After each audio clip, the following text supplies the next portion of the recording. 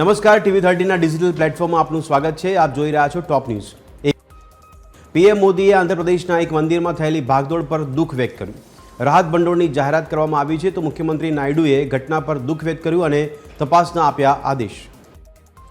છત્તીસગઢમાં નવા વિધાનસભા ભવનનું ઉદ્ઘાટન પીએમ મોદીએ કર્યું। ઇમારત 20.78 હેક્ટરમાં લગભગ 273 કરોડ રૂપિયાના ખર્ચે બનાવાયું।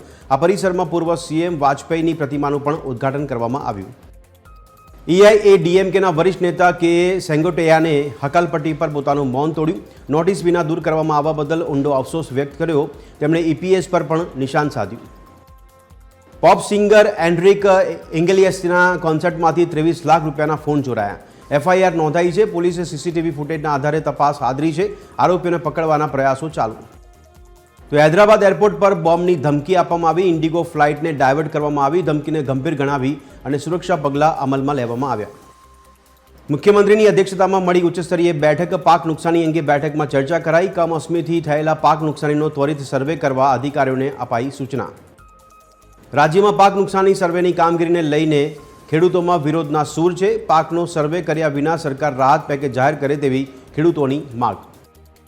તો ગાંધીનગરમાં રેશનિંગ દુકાનોની હડતાળ મુદ્દે પ્રમુખ પ્રહલાદ મોદીનું નિવેદન। અચોક્કસ મુદ્દતની હડતાળ ચાલુ રહેશે। 50% મુદ્દાઓ પર અધિકારીઓએ સહમતિ દર્શાવી। અમદાવાદના ઓઢવ સ્મશાન ગૃહમાં મોતનો મલાજો ન જાળવવા બદલ કોંગ્રેસે અનોખો વિરોધ દર્શાવ્યો। મેયર પ્રતિભા જૈને કહ્યું કે જવાબદારો સામે લેવાશે પગલાં। દમણમાં 3 પર્યટકોના અપહરણ તોડકાંડનો કેસ। કોર્ટે 9 આરોપી પોલીસકર્મીઓના જામીન નામંજૂર કર્યા છે। ત્યારે હાલ તમામ આરોપીઓને જેલના સળિયા પાછળ ધકેલવામાં આવ્યા।